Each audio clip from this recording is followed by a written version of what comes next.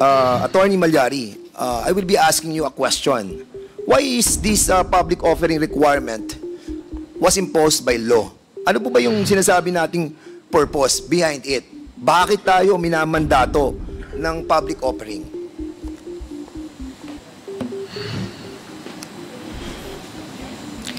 Your Honor, as to the wisdom of the legislation, it will be this honorable representation that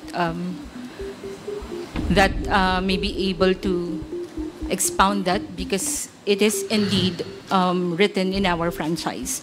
So, bakit minamandato na tayo po ay mag-IPO? Kasi kung titingnan mo po, Attorney Malyari, halos lahat ng mga public utilities, minamandato yan na mag-IPO tayo. I-share natin sa public yung ating pong pag-aari ng ating pong entity dahil public utility to. So, the very rationale of our Constitution under Section 2 of Article 4, Article 12 of the 1987 ay magkaroon ng equity yung ating mga mamayan. To be more transparent, magkaroon tayo ng accountability, and at the same time, yung ownership at yung operation, somehow operation, ay mapapunta sa ating mga kababayan. Most especially, ang ating pong transmission, no, is a natural monopoly. Ang ibig sabihin po ay wala po siyang kakompetensya, and that's the reason why kung wala siyang kakompetensya, kailangan siya ng partisipasyon ng ating pong mga kababayan. Now, I will be asking you again, Attorney Malyari, are there entities in the energy sector or elsewhere na masabi natin that the public offering is also being provided? Meron po ba kayong alam that yung mga public utilities are sharing their ownership to the public? Your Honor, top of my head, I apologize. I am not aware Sige, of other public utilities. Okay, top of my sa head. ERC, meron po ba tayo alam na mga public utilities? ERC Commissioner, Chairman Dimalanta? Yes, Mr. Chair. In fact, the EPIRA requires, under its current form, EPIRA requires generation companies, distribution utilities, as well as for individual franchises, like for telecoms, for example, they have public listing requirement. Correct. Under Republic Act 79-25, yung ating pong mga public telecommunications mandates na to offer at least 30% sa IPO. At ito pong ating may nilad nung ating pong inaprubahan ng kanilang renewal ng kanilang concession agreement, pumasok din po yung kanilang IPO. And even the Manila Water, ito po yung sinasabi ko in the last hearing, yung pong kanilang mga empleyado, no? Sayang wala si Attorney Cynthia, pero during that time, sa hearing, sinabi ko na ang Maynilad, ito pala yun, yung ESOP, Employee Stock Option Plan, na kung saan binigyan nila ng share ang kanilang mga empleyado, which dapat yun po ang ginawang una ng NGCP kung talagang mahal nila ang kanilang mga employees. Now, tama si Chairman Mona, that under the EPIRA law, yung ating pong Republic Act 9136, 15% doon sa ating mga distribution utilities. And isa pang batas na nagsasabi dito ay Republic Act number 8479. Ito po yung Downstream Oil Industry Deregulation Act of 1998 na inaalaw na mapapunta sa public yung 10% of their common stock. Now, ang tanong ko sa iyo, Attorney Malyari, did NGCP meet the legal requirement for an IPO within 10 years from the grant of its franchise? Your Honor, I would like to read, now that I was able to open the Section 8 of NGCP Franchise RA 93511, dispersal of ownership, Mr. Chair, two ways, Mr. Chair. One is to make a public offering of the shares representing at least 20% of the outstanding capital stock or higher percentage that may hereafter be provided by law. And there's another, Mr. Chair, provided that the listing in the PSE of any company which directly or indirectly owns or controls at least 30% of the outstanding shares of stock of the grantee shall be considered full compliance. All right. In- So, tatanungin lang kita, Attorney Malyari. Simple lang yung tanong ko. Did NGCP meet the legal requirement for an IPO within the 10 years period that was mentioned in Section 8, Republic Act 9511? Yes or no? Your Honor, our legal position is yes. Yes, your pursuant to legal the- position is yes. Correct. Now, nung November 13, 2018, para maintindihan po ng ating mga kasamahan at mga nanonood sa atin, para at least maging klaro po. Kasi dito, ako ipaglalaban ko that you have violated Section 8, Republic Act 9511.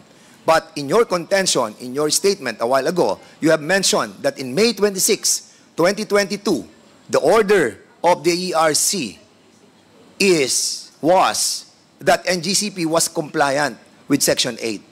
But that was in contrast with the decision of the ERC on March 10, 2021, when they rejected your motion for reconsideration, when you filed a petition on November 13, 2018. Now, ang tanong ko sa iyo, Attorney Malyari, ano ang final nyo nung November 13, 2018 sa ERC with regards to this listing of share of stock of the NGCP? Mr. Chair, I am not the counsel that personally Who is the proper handled- person to answer my query? Mr. Chair, can you just give me one minute, Mr. Chair?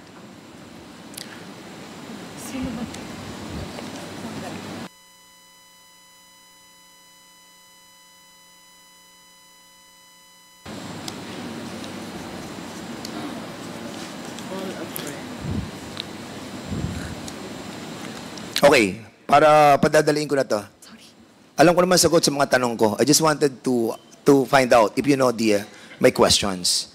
Now, November 13, 2018, barely 2 months prior to the statutory deadline that was set by the franchise law that was given to NGCP, nag-file kayo ng petition for the approval of the extension of the period for listing of the shares of stock of the NGCP. Under this petition, ang inyong prayer ay ma-extend po yung period ng listing ng inyong pong shares of stock.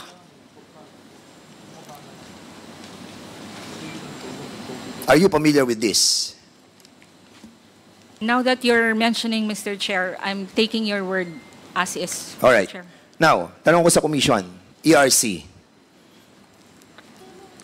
Wala pa si Mona Lisa dito. Siguro ang tatanungin ko dito ay si Ma'am Commissioner Maceda. Ma'am, thank you for being here. Ano po naging aksyon ng komisyon on this petition for extension of the listing of shares of stock of NGCP? If it's the November 2018 motion to extend, actually, there was a prayer actually to extend the period for listing of shares of stock of NGCP. The decision of the Commission was adopted March 3, 2020, as you mentioned, Your Honor, and the decision was to deny such motion to extend the period to comply with the public listing requirement. So, ang kanilang prayer prior to the deadline noong listing ng share of stocks ng NGCP in accordance with Section 8 ay dininay noong March 3, 2020. Am I correct? I confirm that, Your Honor. And what are the other directive of the NGCP or of the ERC to the NGCP regarding doon po sa process ng public listing? Yes, sir. If I may just read the pertinent portion of the order, Your Honor. Yes, please, go ahead. This is the order dated 3 March 2020 on the public offering requirement. Wherefore, the foregoing premises considered, the petition filed by the National Grid Corporation of the Philippines, seeking the Commission's approval of its proposed extension of period to list its shares of stock in compliance with RA 9511, is hereby denied and is directed to comply with the following. Number 1, NGCP is directed to commence immediately the process of public listing pursuant to RA 9511 and to fully comply with the same within 6 months from receipt of the decision. Second, NGCP is hereby directed to submit a compliance report showing its compliance with its public listing obligation within 30 days from the said compliance. So ordered. So in other Dated words, 3 March. Madam Maceda, there was a directive from the Commission for NGCP to immediately comply with the process of publicly listing. I confirm that, Your Honor. Sila po ba ay nag-submit ng compliance report na binabanggit nyo sa order ninyo? Within 30 days, sinabi po dito, to submit a compliance report. From my recollection, Your Honor, they submitted a motion for reconsideration, and it was filed within the time frame as provided under our rules. All right. That I understand. Okay. We will go on that, Madam Maceda. Punta mo muna tayo bago tayo pumunta sa motion for reconsideration.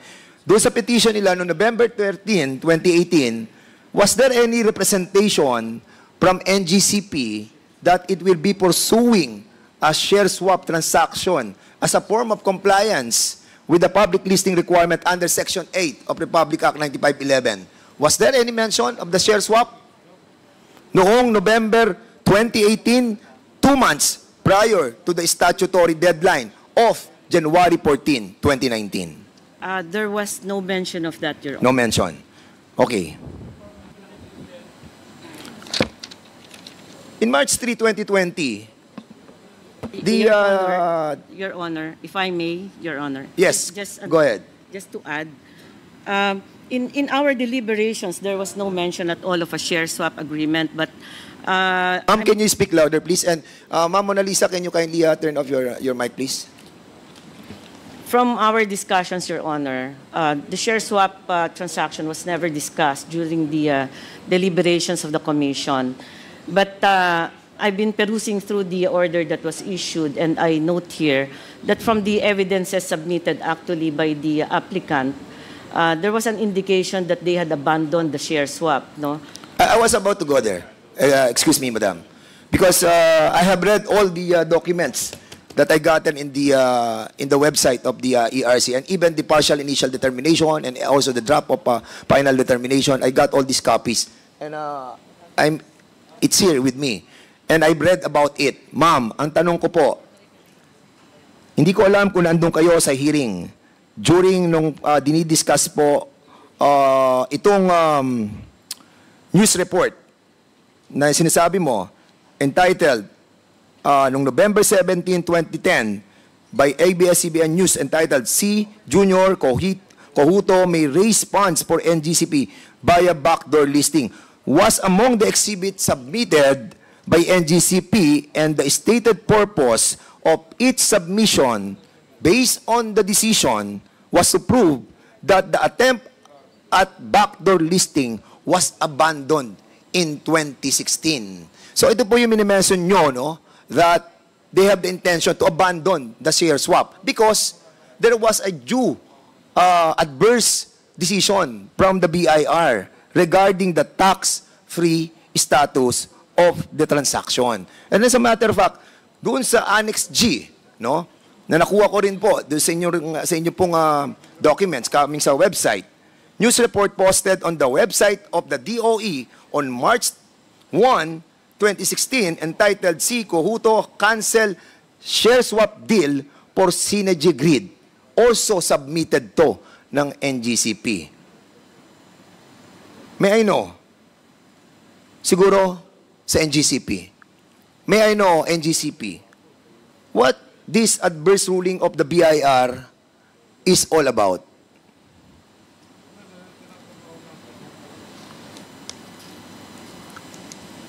Kasi inabandon po niyo yung share swap noong 2020 yes. May I know the year, Your Honor? 2016? The NGCP attempt the backdoor listing noong 2016. Pero inabandon po nila at pagkatapos po, kinancel na po nila yung share swap. Pero dito po, nakikita po natin na ibinalik natin yung share swap. You abandon the share swapping methodology because here sa submission nyo po sa ERC, you have mentioned the adverse ruling of the BIR. So, ang tinatanong ko po, ano po yung adverse ruling ng BIR about doon po sa tax-free status of this transaction? Your Honor, I have no information insofar as that one, but given we will provide, Your Honor, we'll look in our files, Your Honor. Attorney, are you the proper person to be representing at NGCP? Kasi kanina ko pa napapansin, lahat paiwas yung tanong sagot nyo Your Honor, hindi po sa umiiwas Because na this po. is one of the alleged violation that was committed by NGCP. Section 8 of Republic Act 9511, we discussed that in the last hearing. And this issue, we tackled in the last hearing. Mabigat po itong allegation sa inyo. And this may cause your revocation of the franchise of NGCP. Don't you know that? Your Honor, I am very much aware of the gravity of what we're... So bakit hindi po kayo nagsama ng mga taong may alam sa sitwasyon ng mga bagay na tinatanong po ng mga members of this committee? Anyway, I hope that next time sana po mapadala po yung mga tamang tao. ERC, wouldn't you say that it was apparent for this evidence kanina na binanggit po natin that yung pong submitted voluntarily by NGCP, kasi sila po nag-submit ito that they had abandoned the share swap as an alternative to the public listing requirement? Your Honor, I'm looking at the order of March 3, 2020, and yes, I confirm that there's an enumeration of exhibits or evidences submitted to us, and among them, as you had mentioned earlier, I think that's Annex G and Annex D. Yes. Yes, it appears in our order that NGCP submitted that, and that there was a notation that the attempt at backdoor listing was abandoned in 2016 due to an adverse BIR ruling regarding the tax-free status of the transaction. I don't recall this being questioned by NGCP in its motion for reconsideration. So, ang tanong natin sa NGCP with that, kino-confirm mo, NGCP, did you comply with the directives of the Commission on its decision dated March 3, 2020 na kung saan sinasabi, pumasok na po tayo sa IPO. Mag-IPO na tayo dahil ang sinasabi ng Section 8. Nag-comply po ba kayo? Yes, Your Honor. Your Honor, now that I have here some documentation in order to support what I will be stating now, may I be allowed to make some chronology, Your Honor? Sige, go ahead. Apo. Your Honor, Attorney 13 Malyari, November. address the chair, please. Do you have a presentation, or is that just something you're going to read from your cell phone? Wala pong presentation, Mr. Chair. Please proceed. Your Honor, you have mentioned the 13th November 2018. So NGCP filed a petition on 13 November 2018 before the ERC for the approval of the extension of the period for the listing of shares of stock of NGCP. Correct. These are the reasons cited, Your Honor. First, there's a pending arbitration case and there's a delayed regulatory reset. Second reason, Your Honor, period provided is merely directory. Third, no implementing rules for Section 8 of RA 9511. And the fourth, the timing of public offering is addressed to the discretion of the Board of Directors in the exercise of sound business judgment.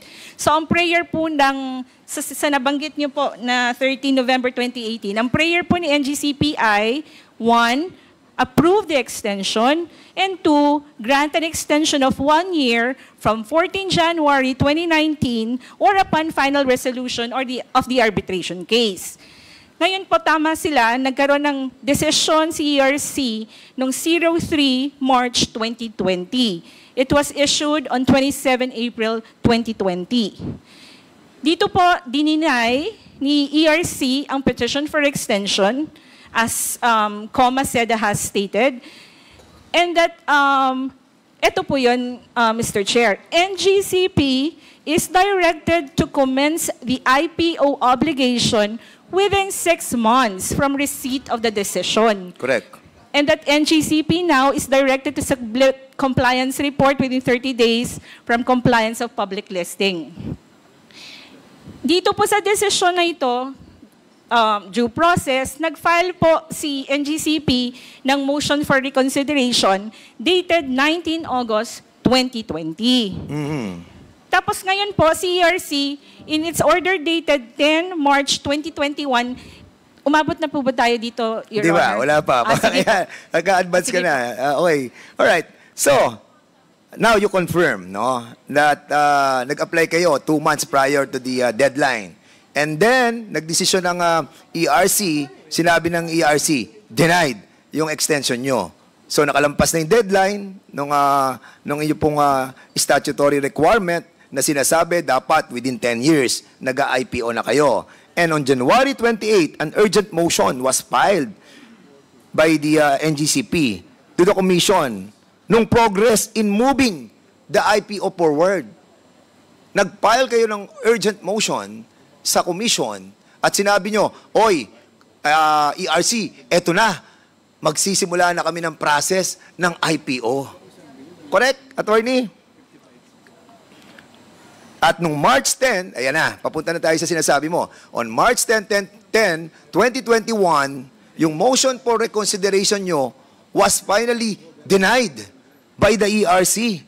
At inutusan kayo ng ERC to commence the initiation of the requirement of Section 8, Republic Act 9511. Simulan na po ninyo ang IPO. At within 6 months, you have to report monthly to the ERC nung inyo pong accomplishment. Now, ang tanong ko sa iyo, would you consider this order final and executory that this resolve, the MR filed by the NGCP? Sa tingin mo ba, this is a final and executory? Yes or no? Your Honor, Wait, sagutin mo muna, Attorney Malyari. Ang tanong ko ay simple. Nag-file kayo ng petition, prayer for extension, na denied, tapos according sa rules ng procedure and practices of the ERC, isang beses lang mag-motion for reconsideration. Sabi sa rules will you confirm this, Mona Lisa, that according sa rules of procedure and practices of the ERC, isang beses ka lang mag-motion for reconsideration. Then, you were denied sa motion for reconsideration. Ngayon, ang tanong ko, final na ba yun and executory? in the same order, Your Honor. No, wait. I'm asking you. Yes or no? Yes, Your Honor, and we were given 6 months. Wait. Before you explain, let me hear your answer. So I'm asking you, final and executory na po ba yun? Yes or no? Opo. Okay, yes. Now you can explain. And in the same order, okay po. So, tuloy ko ahead. lang po yung chronology. So, in the ERC order dated 10 March 2021, which was received on 14 March 2021, the ERC denied NGCP's MR of the decision dated 3 March 2020, and that the following are maintained by the ERC in its ruling. Among others, NGCP was given 6 months from receipt of the order instead of the receipt of the 3 March 2020 to complete the public listing process or on before November 10, 2021. Yes, At dito okay. rin po, in order po kami to submit a compliance report every fifth po of the month for the 6-month compliance. Alright, thank you. So at least klaro po na binanggit po natin, nagkaroon na ng order na final and executory yung pong desisyon ng March 10, 2021 ng ERC. Now, and it was directing the NGCP to complete its compliance with the IPO requirements until the successful listing thereof. Yun ang sinabi ng ERC eh. At dito, hindi sinabi. It did not say any IPO or any alternative thereto as may be allowed under the law. So ngayon, ang tanong ko sa Commission, what was the basis of the Commission in explicitly requiring an IPO and not just an alternative? Ito sa mga majority who have decided dito, siguro tatanungin ko si Puentes, si Commissioner Puentes. Commissioner Puentes, Yes, Your Honor. ano naging basis ninyo? What was the basis of the Commission in explicitly requiring an IPO and not just an alternative thereto? Bakit nyo ni-require ng IPO ang NGCPO? At yun na sinabi nyo, sabi nyo, walang extension. Oh, motion for reconsideration, denied. Final and executory. Tapos sabi nyo, proceed with the IPO. Within 6 months, dali ng listing sa ERC. Bakit yun po naging desisyon na require nyo sila ng IPO? Your Honor, yung At sa... walang ibang alternative. Yun ang desisyon nyo. Walang ibang alternative. Bakit yun ang desisyon nyo? Your Honor, yung sa IPO naman, nakasaad naman yung sa batas. And then there was deliberation wherein this was presented to us and that is why we... Hindi ang tinatanong that ko, decision. Commissioner Puentes, malayo na yung sinasagot mo. Ang tinatanong ko, bakit nyo ni-require sila ng IPO? Kasi dito, sa decision nyo, sa March 10, 2021, nire-require nyo sila na mag-IPO na. At nagkaroon nga sila ng urgent motion noong January 28, 2021 eh. Ini-inform ang commission na sinasabi niya, ERC, andito na kami. Nagpo-progress na yung aming nagpo-progress na yung aming IPO. Ha?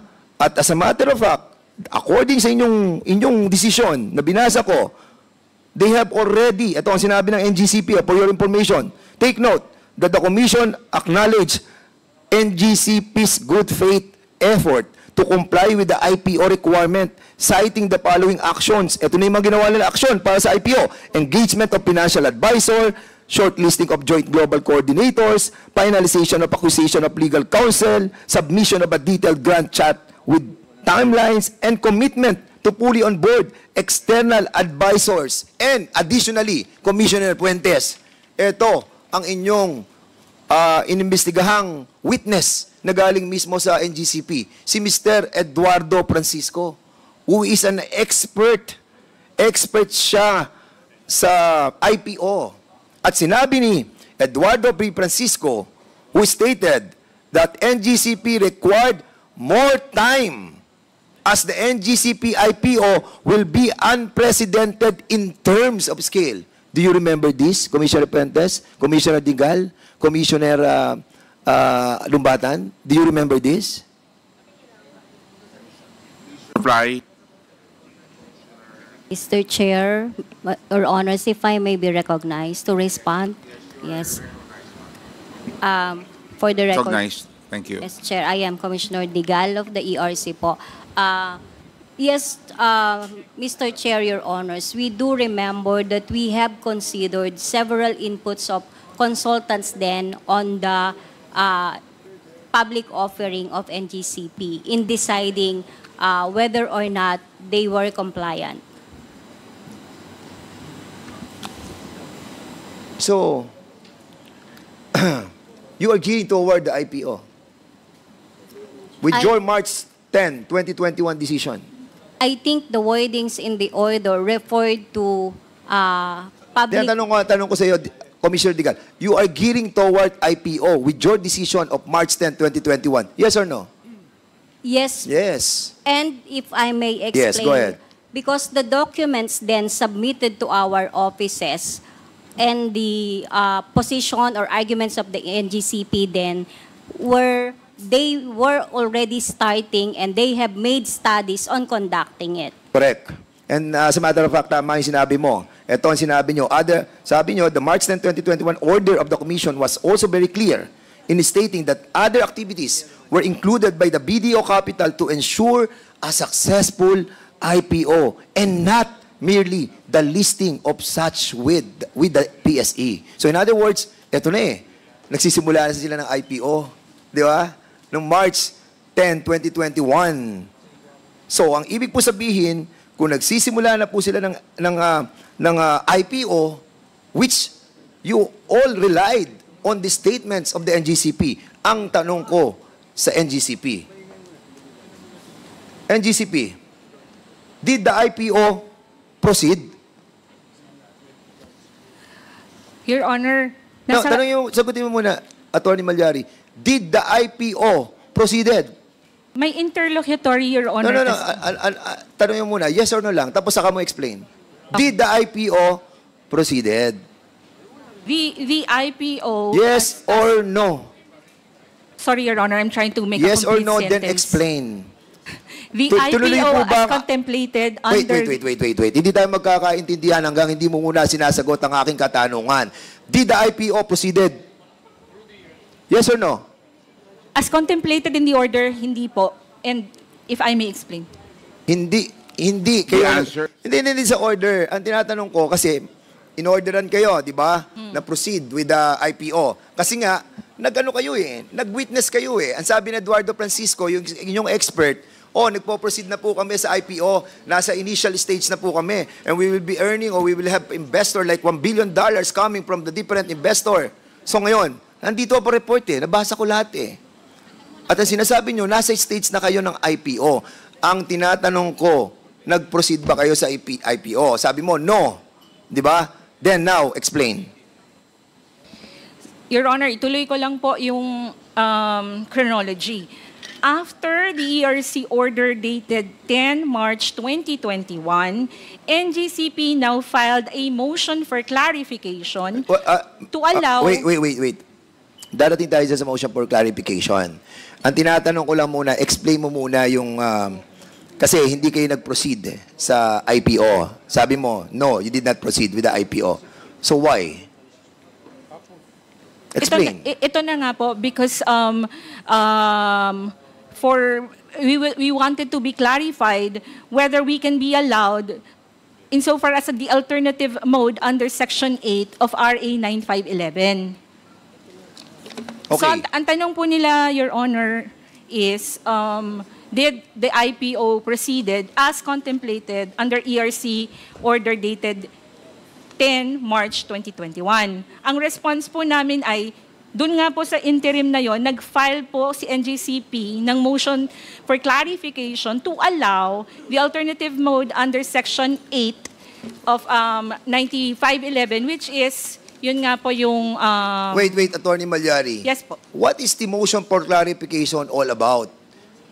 If there was a decision by the commission denying your petition, and then you filed a motion for reconsideration, and that was also denied, the motion for clarification should be on the decision of the denial, not on the alternative mode of the requirement that is being set by Section 8 of Republic Act 9511. Mr. Chairman, I think we should allow the focus of this inquiry, the NGCP, to fully explain. Because once there was the decision that they are going to have IPO, Section 8 provides an alternative remedy. That's the second proviso, which I read. Sir, Provided that the listing in the PSE of any company which directly or indirectly owns. So can we allow the NGCP to finish?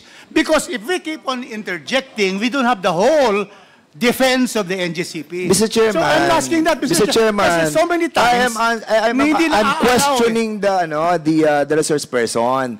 And I'm satisfied already with the answer that she was manifesting. Okay na sa akin yun, Mr. Chairman, basta sumagot siya ng, Okay. ng Mr. Chair, tinatanong The ko. Honorable Rufus, 1 minute this is the suspension. time of the Honorable Dan Fernandez. And we will now, I think, NGCP, I understand your sentiments, Honorable Rufus, but I think, we will also have to make sure that the answers are straight to the point, no? I think ang hinihingi ni Kong Dan ay yes or no, tapos magpaliwanag. Yan naman Mr. Chairman, ang hinihingi niya. Mr. Para Chair- mapabilis ho tayo. The Honorable Dan, can you please proceed? With all due respect Okay. with Congressman Rupus, I'm asking direct answer. I'm asking direct answer. And then I am letting her to explain. And then Yes. I don't know where the good gentleman is coming from na hindi ko inaalaw na magsalita yung ating pong resource person. As a matter of fact, sabi ko, sige, explain. Di ba? Okay, so this is still the time of the Honorable Dan Fernandez. So you have the floor, the Honorable Dan. Proceed. Okay, so nung March 10, nagkaroon ng final decision na denied na po yung inyo pong petition, prayer for the extension.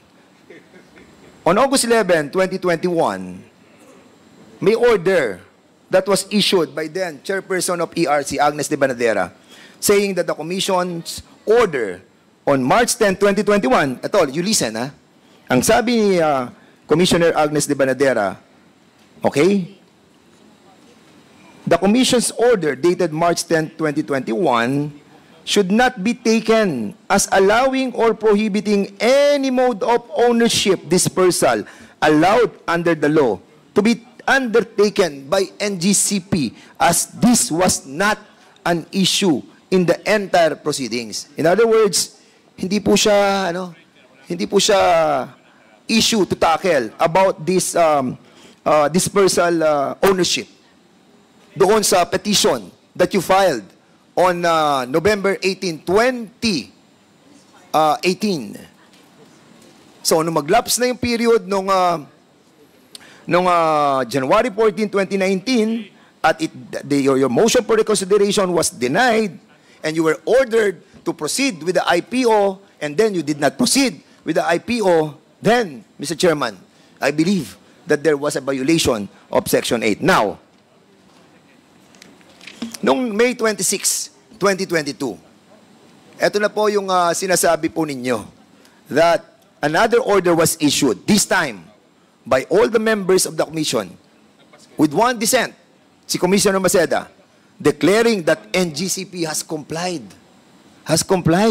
with the dispersal of ownership provided under Section 8 of Republic Act number 9511 based on SGP's indirect ownership of 40.20% of the outstanding capital stock of the NGCP.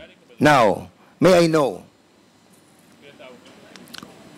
from the member of the majority who have decided, who reached this conclusion, dun sa March 2021 order, sinabi nyo they have explicitly directed NGCP to complete its compliance with the initial public offering requirements until the successful listing thereof. Now, you have decided, dito po sa May 26, 2022, pwede po bang malaman anong naging reason ng ating pong tatlong commissioner? Wait, Mr. Chairman, I still have the floor. No, I have an interjection because the best evidence of what was the reason of their majority decision is the document and the decision itself. We cannot be again asking them on this particular forum. Mr. Chairman, The best way is to find out, to have it read by the Secretary, that decision. Mr. Chairman, Because that is already the best evidence rule, Mr. Chairman. all right. Yes. Okay, ask Commissioner, sino pa bang hindi nakakasagot? Lumbatan. So, what is your reason for this? Kasi nagdesisyon na kayo nung na, okay, March 10, 2021, IPO na tayo. Proceed na kayo. And then suddenly, nung May 26, 2022, sinasabi nyo na, hindi na, compliant na kayo. Meron na kayong pwede na kayo sa share swap. While sinabi nyo doon sa mga investigation nyo and hearings that were conducted by the by the ERC, that share swap was already abandoned. And as a matter of fact, kasama nyo si Mr. Francisco doon at sinasabi niya, nagpo-proceed na sila sa initial process of the IPO. Now, what is the reason or what is the explanation on this matter? Thank you, Your Honor. Chair, if I may be recognized to respond to the Yes, go ahead. to the question. Ay, boss. Thank you, Mr. Chair. Lumbatan, right? That is correct, Please. Mr. You are Chair. Thank you. recognized. Thank you very much. We have specified in our 10 March 2021 order, we have specified IPO because it was NGCP who elected to pursue the first mode of compliance, which is the public listing or the IPO. So, pinanghawakan ho namin yung sinasabi nila na mag-IPO kami. And thereafter, they were asking for extension to conduct or to comply with the IPO. Ngayon, ang sinasabi ho namin, hindi. Ngayon na kagad, gawin na ninyo. Now, we have arrived at the 26 May 2022 decision because prior to that, they have filed a motion for clarification asking the Commission, if we have elected earlier IPO, are we now prohibited again to choose the alternative, which is the public listing of a company having at least 30% control of the company. The majority decision of the Commission, composed of myself, Commissioner Fuentes, and Commissioner Digal, including the former chair, Agnes Nivanadero, was that by earlier electing to pursue IPO, you did not necessarily abandon the alternative mode of compliance. And so, ang sabi ho namin, sige, dahil nga ito ang sinasabi sa franchise law ninyo, you may utilize the alternative mode. So, in 26 May 2022. Pero Commissioner Lumbatan, if I may, I got your point. Will you agree with me that the petition that was filed 2 months prior to the statutory deadline noong January 14, 2019, deadline na ang petition nila is for the extension of the period of listing of the shares of stock of NGCP. Opo. Wala silang sinabing share swap. Wala po. Correct. Kung wala sila sinabing share swap, yung alternative mode of the requirements of the Section 8, nag-expire yung January 14, 2019 na deadline. Di ba? Okay. Kaya nga nyo, binigyan sila ng extension Bigyan nyo sila ng extension twice, 6 months, para to complete the process of the IPO. But they did not. Correct? Correct, Your Honor. Now, yun nga ang tanong ko dito The sudden as a matter of fact dito, kay Commissioner Digal, doon sa urgent manifestation nila, sinabi mo that NGCP is also, kasi nga, I think there was a deception in here because ang sabi mo, Commissioner Digal, NGCP is also finalizing the engagement of legal counsels for the IPO and expect to finally onboard all external advisors for WID. Wala namang mention ng share swap January 28, 2021 na to. So, ibig sabihin, hindi pinag-uusapan ng share swap. Di ba? Will you confirm that you have said this? Kino-confirm mo lang na, IPO na. Di ba? Tama, Commissioner Digal? If that is what is in the order, Chair. Yeah. And ganun din kay Puentes, Commissioner Puentes. Ang sinabi din ni Commissioner Puentes, for the record lang, para at least we have the basis for all of this. Ang sabi ni Commissioner Puentes, the IPO, ito, base do sa desisyon na nandito, the IPO will be a singular opportunity both for the investing public and for NGCP. And the company seeks full and unhampered chance without pressure of constricted timelines under the pandemic to realize it. So again, there were walang mention ng share swap Wala the representation made by NGCP through this urgent motion and motion as well as the hearings conducted spoke lamang of the progress of the IPO. Yun lamang po ang pinag-uusapan. Now, kanina, dito po sa final order ng ERC, directing NGCP to complete its initial public offering within 6 months have become final and unappealable. Tanungin ko si Commissioner Maceda, since ikaw ay kasama doon sa mga nagdesisyon, naging final na po ba yung March 10, 2021 order ng ERC directing the NGCP to proceed with the IPO? Mr. Chairman, thank you for that question. I wasn't present actually when the Commission adopted the order of March 10, 2021. I was on leave on that day, Your Honor, but based on the rules of practice and procedure of the Commission, there can only be one motion for reconsideration. And once the Commission has ruled on such motion for reconsideration, the decision is final and executory.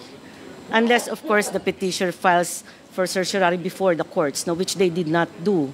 So, meaning walang timely appeal or for certiorari or something? Wala po sa records namin yan. Instead, we got a motion for clarification po. So, the order became immutable, in other words? It's a final order, Your Honor, based on our rules of practice and procedure. So, yung NGCP's subsequent request for clarification, was it a, parang kasi, it's not merely an inquiry eh. Parang ang feeling ko, nung binabasa ko, parang effectively, they are suit to alter the decision eh.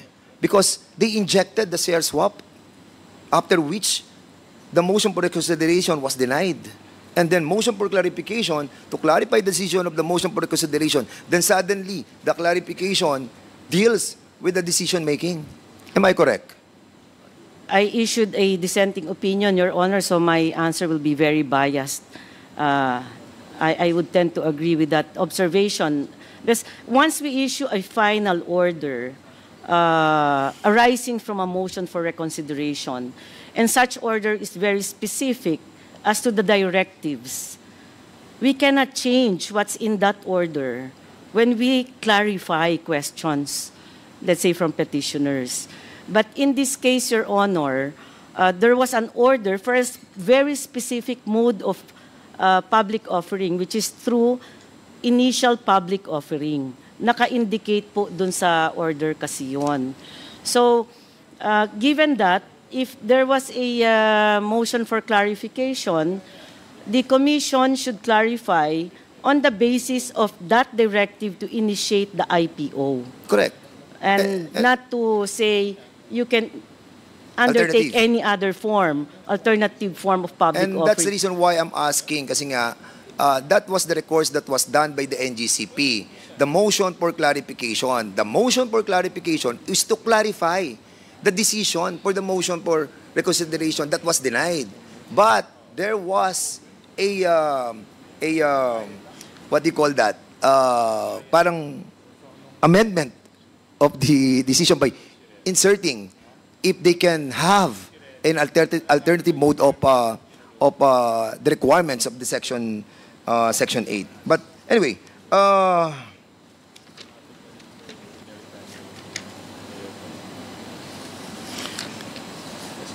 ano ba ang difference, Madam ERC? What's the difference between the share swap? Para at least maintindihan po ng ating mga kababayan. What is the difference between the share swap, transactions, and on the other hand, the IPO? Kasi yan ang requirement ng Section 8 eh, yung IPO eh. But there was a provision there also, a word there, na sinasabi, provided. Di ba? Yung provided na yan, we need to explain and to clarify. Di ba? So, ang tanong, ma'am, anong difference ng share swap and the IPO that is being mandated? Kung titignan mo ang kabuuan ng Section 8, ang body ng provision is IPO. IPO. Di ba? So, can you kindly explain to us the share swap and the IPO?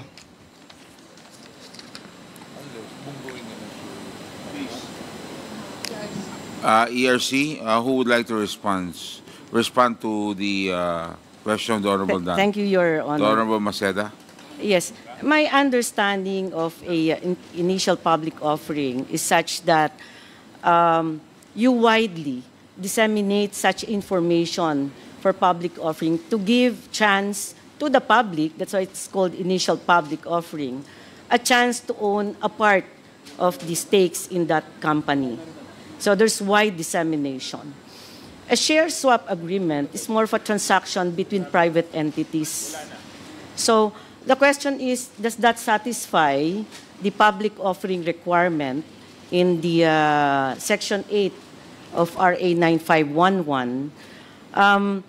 I guess it's to a certain extent, the Securities and Exchange Commission, perhaps that can also help qualify that. But mainly, if you talk about what is the directive in the order, it's definitely initial public offering. That's the order of March 10, 2021.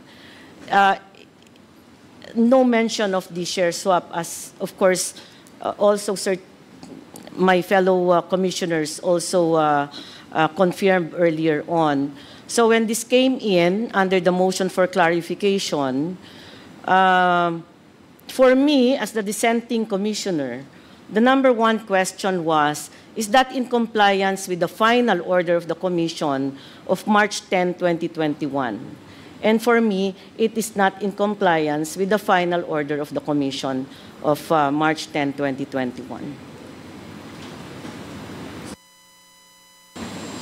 Okay.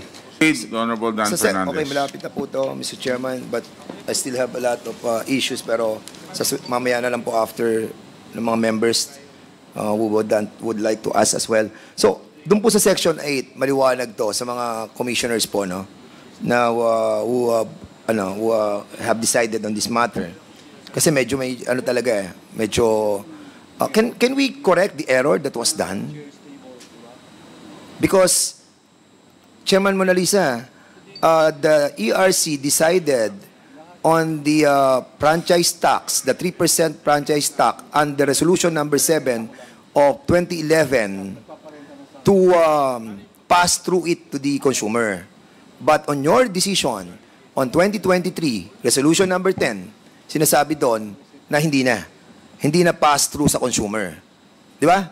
Now, you reverse the decision of the ERC. Question, can we reverse that May 2022 decision of the ERC regarding that? Kasi kung titignan mo yung decision ng May 22, May 16, 2022, masyadong baliktad doon sa desisyon ng ERC regarding sa pag-proceed sa IPO. Tanong, ma'am, can you do the same? We can study the matter, Mr. Chair. The matter of the franchise tax is a bit different because it's a continuing collection for continuing obligation to, or continuing authority that was given to NGCP to collect. So what we did was to suspend that authority by issuing another resolution. But this one is a case that was decided already and made final by the Commission. But we can study it, Mr. Chair, because I myself, I have questions also. Yes, ito, Madam, I will cite you on a Supreme Court decision regarding the proviso, the word proviso. The Office of Proviso, ang ibig sabihin ng provided na sinasabi nila dito, no? Kasi nga, ang sinasabi sa Section 8, yung public offering, kumbaga, ito yung pinakabuod nung provision na to, yung public offering, mag-initial public offering kayo. Di ba? Para may partisipasyon ng taong bayan. Ang problema, hindi Sila rin din may-ari Now, ang sinabi dito, provided, ito ang decision ng Supreme Court, the Office of Proviso is to limit the application of the law. It is contrary to the nature of a proviso to enlarge the operation of the law. It should not be construed so as to repeal or destroy the main provisions of the status. A proviso which is directly repugnant to the purview of or body of an act is inoperative and void.